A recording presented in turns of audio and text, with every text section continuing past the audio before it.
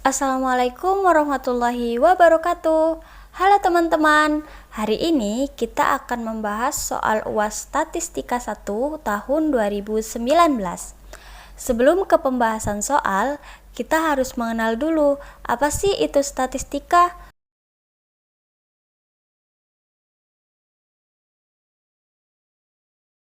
Statistika adalah ilmu yang mempelajari semua hal tentang data, mulai dari pengumpulan data, penyajian, analisis, sampai terbentuknya suatu kesimpulan. Statistika merupakan ilmu yang harus dikuasai karena everything needs statistics.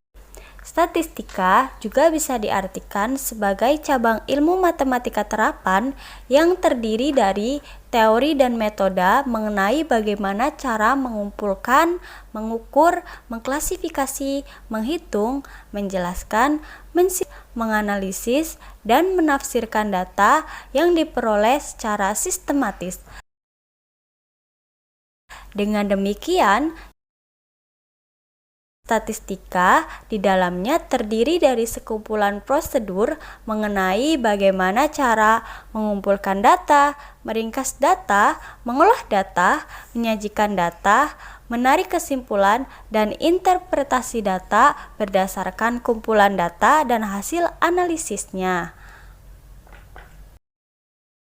Nah, setelah mengenal pengertian statistika, langsung saja kita bahas soal UAS statistika. Yang pertama, di sini terdapat data perkembangan volume kredit pada sebuah bank swasta nasional selama 7 tahun terakhir. Tercatat ada volume kredit dari tahun 2013 sampai dengan 2019. Dari soal pertama, terdapat 3 poin pertanyaan. Pertanyaan poin A yaitu tentukan persamaan tren dengan metode kuadrat terkecil. Pertanyaan poin B, perkirakan volume kredit tahun 2020, sedangkan pertanyaan poin C, perkirakan volume kredit bulanan dan semesteran tahun 2021. Oke, langsung saja kita menjawab soal di poin A, yaitu tentukan persamaan tren dengan metode kuadrat terkecil. Tetapi sebelumnya sajikan terlebih dahulu data yang ada pada soal dalam bentuk tabel dengan format tahun dan volume kredit.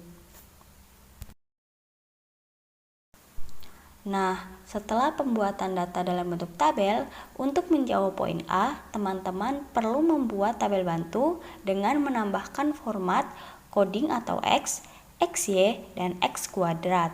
Setelah itu, data tersebut dicari nilai tengahnya. Data volume kredit yang kita punya terdiri dari 7 data, dari tahun 2013 sampai 2019. Ini menunjukkan nilai tengah data tersebut berada di tahun 2016, di mana pada nilai tengah kolom coding atau X, XY, dan X kuadrat diberi nilai 0, sedangkan tahun sebelumnya diberi nilai -1 dan seterusnya. Dan pada tahun setelahnya diberi nilai 1 dan seterusnya. Karena sigma X sama dengan 0, maka persamaan yang akan kita cari adalah Y sama dengan A plus BX, di mana untuk mencari nilai A, maka kita menggunakan rumus sigma Y sama dengan AN, di mana A menjadi sigma Y dibagi N. Sigma Y sama dengan 656, N sama dengan 7, maka dihasilkan nilai A sama dengan 93,71428571, dibulatkan menjadi 93,7143. Nah, untuk mencari nilai B, maka kita menggunakan rumus sigma XY sama dengan B sigma X kuadrat, di mana B menjadi sigma XY dibagi sigma X kuadrat. Sigma XY sama dengan 136, sigma X kuadrat sama dengan 28. Maka dihasilkan nilai B sama dengan 4,8571428557, dibulatkan menjadi 4,8571. Jadi persamaan trennya menjadi Y sama dengan 93,7143 plus 4,8571X dengan tahun dasar seper-7 2016. Untuk memperjelas perhitungan kita, maka kita perlu menambahkan keterangan di bawah perhitungan yang telah kita hitung, di mana keterangan ini berisi Y yang menunjukkan volume kredit pada waktu tertentu dan angka 93,7143 menunjukkan volume kredit pada tahun dasar, angka 4,8571 menunjukkan pertambahan volume kredit setiap tahun karena nilainya plus, maka ini menunjukkan pertambahan. Jika nilainya min, maka menunjukkan pengurangan atau penurunan volume. Kemudian X menunjukkan tahun. Selanjutnya, marilah kita menjawab pertanyaan di poin B, di mana kita diperintahkan untuk memperkirakan volume kredit di tahun 2020. Nah, untuk menjawab pertanyaan tersebut, kita masih menggunakan persamaan tren yang telah kita dapat dengan tahun dasar 2016, maka kita harus memperoleh nilai X dari selisih antara tahun 2020 dan 2016, maka nilai X-nya sama dengan 4. Nah, kemudian nilai X tersebut disubstitusikan ke persamaan tren, di mana persamaannya menjadi Y 2020 sama dengan 93,7143 plus 4,8571 dikali 4 sama dengan 113,1427. Nah, jadi ini dikali dengan X ya teman-teman. Kemudian akan dihasilkan volume kredit di bank swasta nasional tersebut pada tahun 2020 adalah Rp113.142.700. Selanjutnya kita akan menjawab pertanyaan di poin C, perkiraan volume kredit bulanan dan semesteran tahun 2021. Nah, untuk menjawab perkiraan volume kredit bulanan, maka kita masih menggunakan persamaan dengan tahun dasar yang sama, yaitu tahun 2016, dengan persamaan Y sama dengan 93,7143 dibagi 12 plus 4,8571 dibagi 144X, di mana menjadi Y sama dengan 7,809525 plus 0,033729861111 dikali X. Jika kita bulatkan menjadi Y sama dengan 7,8095 plus 0,0337. Jumlah periode 2016 sampai 2021 adalah 5 tahun atau 60 bulan. Misal bulan Januari jatuh pada tanggal 15, maka perbedaannya adalah mundur 5,5 bulan dari 40 bulan ini. Jadi dapat disimpulkan berpola dikurang 1 sampai bulan 6 lalu ditambah 1 setelahnya.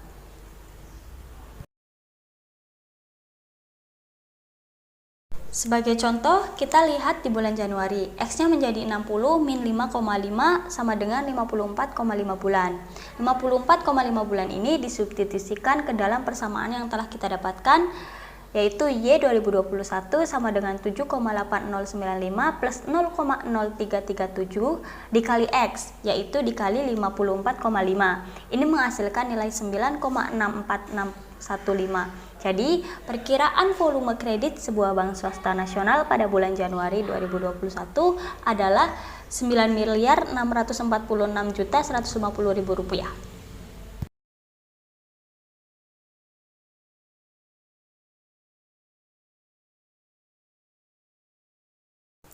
Hal yang sama dilakukan pada bulan-bulan selanjutnya selama 6 bulan ke depan, di mana pengurang variabel X-nya dikurangi 1 setiap maju ke bulan berikutnya.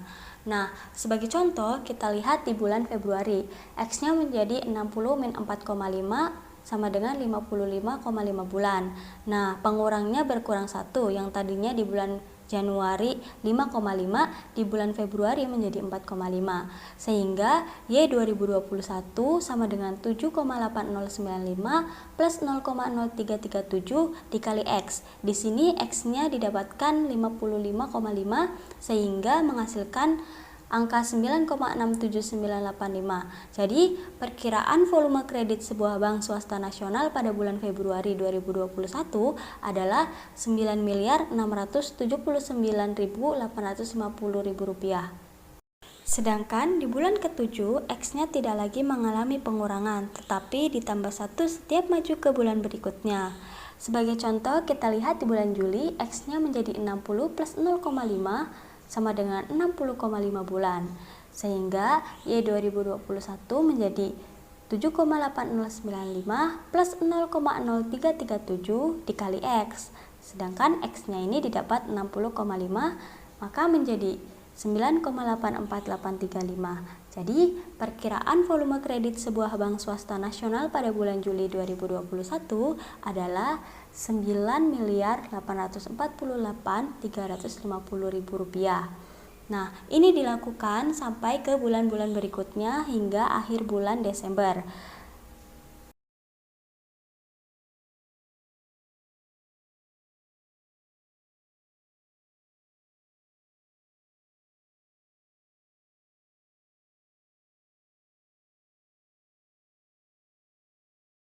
Untuk nilai semesteran, persamaan trennya masih diambil dari tahun dasar yang sama, yaitu tahun 2016, dengan Y sama dengan 93,7143 dibagi 2 plus 4,8571 dibagi 4. Nilai 2 dan 4 ini didapatkan dari nilai semesteran, yang artinya dari 1 tahun dibagi menjadi 2, kemudian nilai 4 ini didapatkan dari 2 dipangkatkan. Sehingga Y sama dengan 46,85715 plus 1,214275X. Jika dibulatkan menjadi 46,8572 plus 1,2143X. Semester 1 jatuh pada tanggal 1 April 2021, yang artinya mundur 3 bulan dari 2021 atau bisa disebut mundur 0,5 semester. Sedangkan semester 2 maju 0,5 semester karena jatuh di tanggal 1 Oktober 2021. Jumlah periode 2016 sampai 2021 adalah 5 tahun atau 10 semester. Jadi, untuk persamaan semester 1 dapat kita peroleh X sama dengan 10 min 0,5 sama dengan 9,5 semester, dengan Y semester 1 2021 sama dengan 46,8572 plus 1,2143 dikali X. X-nya telah kita peroleh yaitu 9,5, sehingga menjadi 58,39305. Jadi, perkiraan volume kredit sebuah bank swasta nasional pada semester 1 tahun 2021 adalah Rp58.393.50.000. Sedangkan untuk semester 2 dapat kita peroleh X sama dengan 10 plus 0,5 sama dengan 10,5 semester, dengan Y semester 2 2021 sama dengan 46,8572 plus 1,2143 dikali X. X-nya telah kita peroleh yaitu 10,5, sehingga menjadi 59,60735.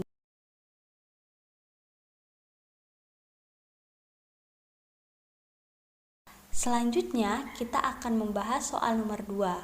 Sebuah perusahaan ingin mengembangkan usahanya dengan membuka cabang di salah satu di antara 3 kota pilihan, yaitu kota A, B, atau C. Peluang keberhasilan di setiap kota masing-masing adalah 0,55, 0,45, dan 0,61. Jika cabang dibuka di kota A, jika berhasil, perusahaan diperkirakan akan untung 6 juta rupiah, dan jika gagal akan rugi 4 juta rupiah.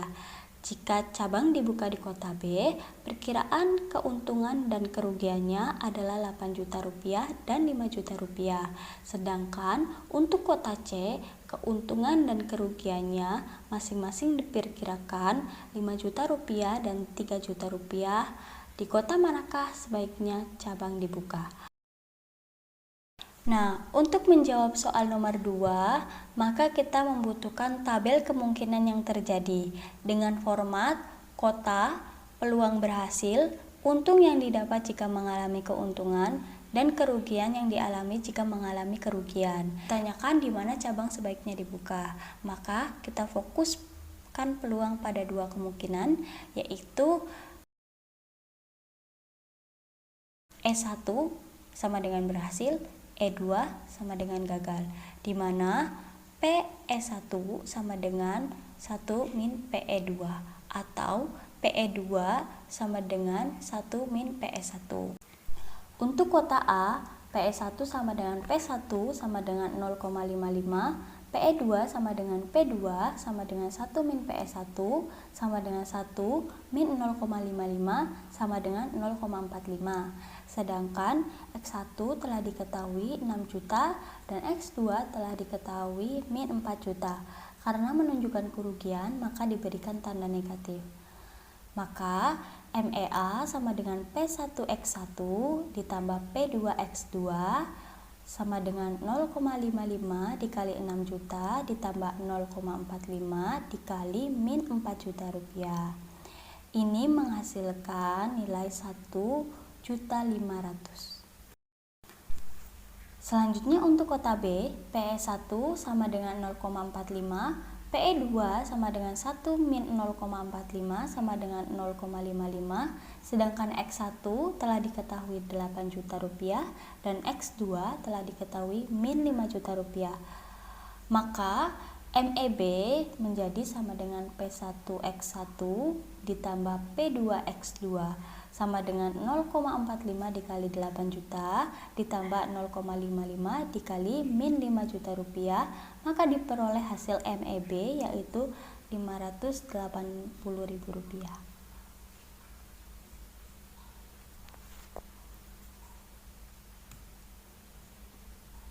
Untuk kota C, PE1 sama dengan 0,61, PE2 sama dengan 1, min 0,61 sama dengan 0,39, sedangkan X1 telah diketahui 5 juta rupiah dan X2 telah diketahui min 3 juta rupiah. Maka MEC sama dengan P1X1 plus P2X2 sama dengan 0,61 dikali 5 juta rupiah ditambah 0,36 dikali min 3 juta rupiah, maka diperoleh MEC sama dengan 1.180.000 rupiah. Jadi sebaiknya cabang perusahaan itu dibuka di kota C karena memberikan harapan matematis yang lebih besar dibanding dengan yang lainnya.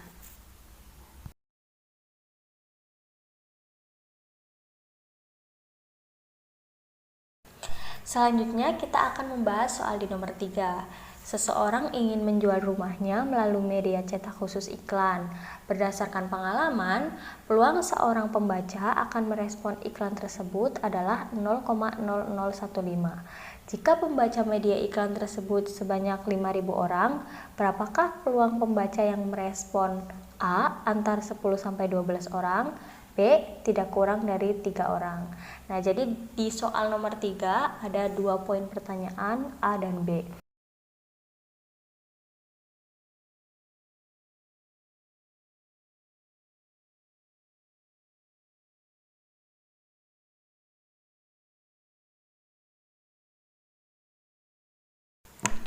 Untuk menjawab soal nomor 3, maka kita perlu menuliskan variabel-variabel yang telah diketahui. Di sini telah diketahui N sama dengan 5.000 orang, P sama dengan 0,0015, Q sama dengan 1, min 0,0015 sama dengan 0,9985. Selanjutnya kita menjawab pertanyaan poin A di soal nomor 3. Berapakah peluang pembaca yang merespon antara 10-12 orang?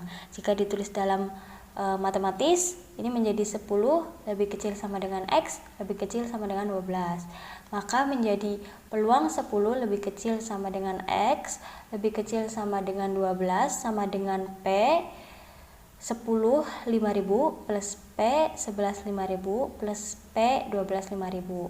Ini akan menjadi sama dengan 5.000 kombinasi 10 dikali 0,0015 pangkat 10 dikali 0,9985 pangkat 4990 plus 5.000 kombinasi 11 dikali 0,0015 dipangkatkan 11 dikali 0,9985 dipangkatkan 4989 plus 5000 kombinasi 12 dikali 0,0015 dipangkatkan 12 dikali 0,9985 dipangkatkan 4988. Ini menghasilkan angka sama dengan 0,086 plus 0,056 plus 0,037 sama dengan 0,179. Jadi, peluang pembaca merespon di antara 10 sampai 12 orang adalah 0,179.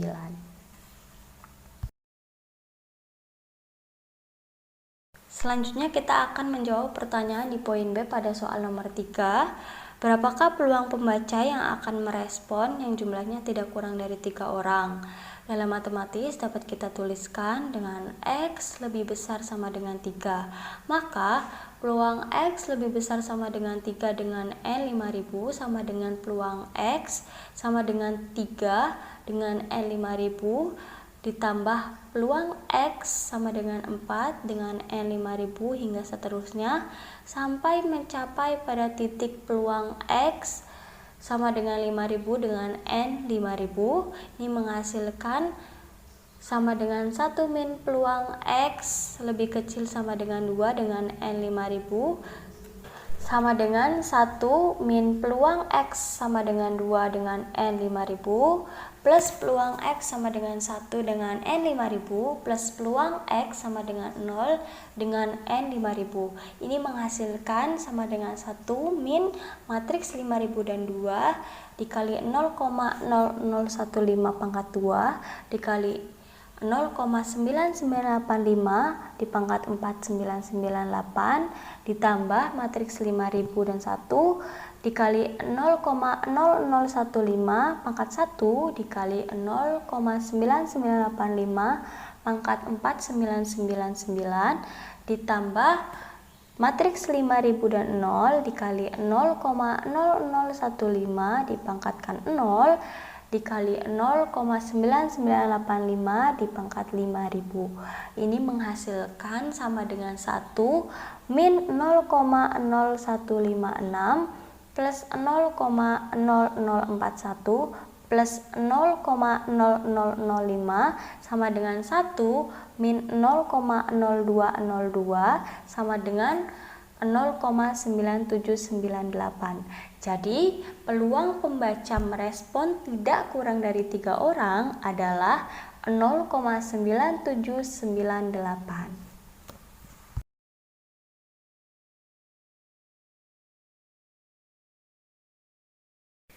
Selanjutnya, kita akan membahas soal nomor 4. Rata-rata tabungan yang dimiliki nasabah PT Bank Sejahtera adalah Rp5.525.000 dengan standar deviasi Rp1.050.000. Jika tabungan tersebut berdistribusi normal, tentukan A. Peluang nasabah yang tabungannya minimal Rp5 juta.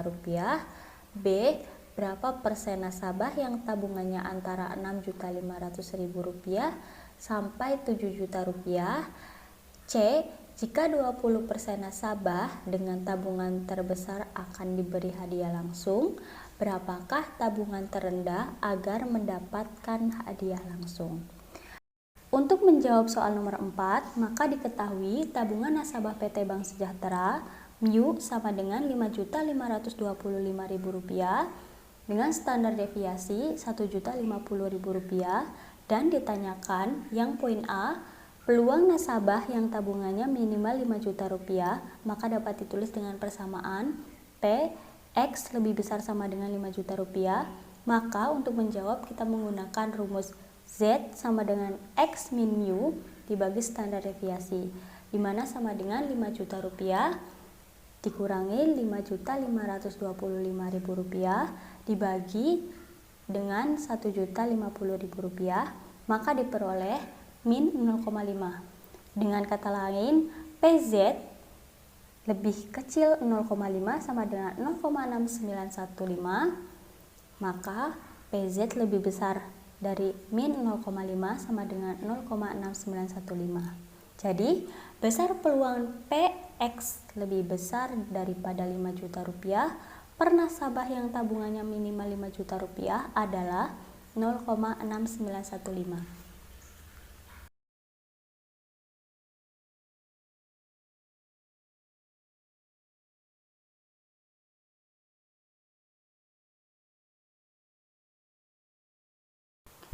Kemudian, pertanyaan di poin B, berapa persen nasabah yang tabungannya antara Rp6.500.000 sampai dengan Rp7.000.000? Maka untuk menjawab, kita gunakan persamaan Rp6.500.000 lebih kecil sama dengan X, lebih kecil sama dengan Rp7.000.000. Dengan rumus Z sama dengan X min mu dibagi standar deviasi. Untuk mencari Z1, maka rumusnya sama dengan Rp6.500.000 dikurangi Rp5.525.000 dibagi standar deviasi yaitu Rp1.050.000, maka diperoleh angka 0,93. Untuk selanjutnya kita cari Z2, di mana rumusnya Rp7 juta dikurangi Rp5.525.000 dibagi dengan standar deviasi yaitu Rp1.050.000, maka diperoleh angka 1,40.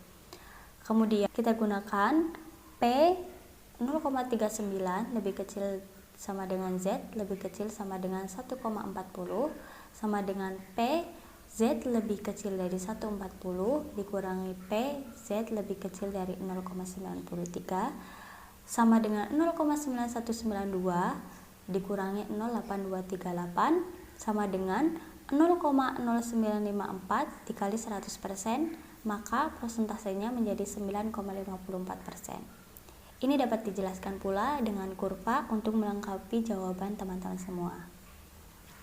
Nah, jadi presentasi nasabah yang besar tabungannya di antara Rp6.500.000 sampai dengan Rp7 juta adalah 9,54%.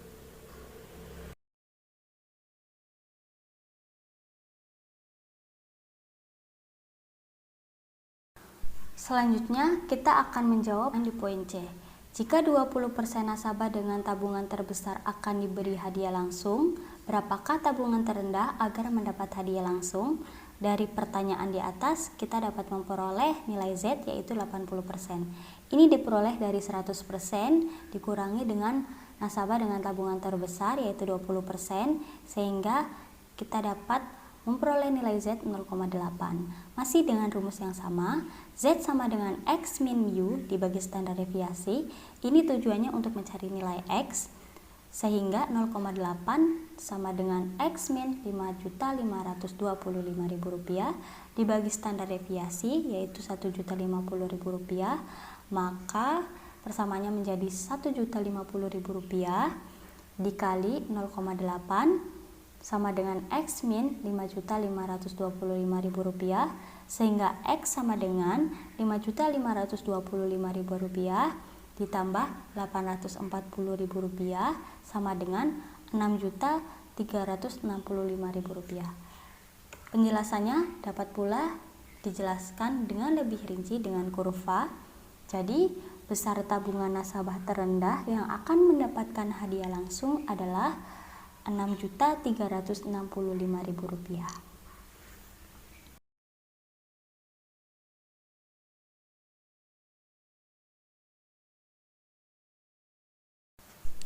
Sekian pembahasan soal UAS Statistika 1 dari kami. Semoga bermanfaat dan semoga sukses dalam mengerjakan soal-soal UAS di semester ganjil ini. Semangat selalu. Terima kasih. Salam Kokojo. Wassalamualaikum warahmatullahi wabarakatuh.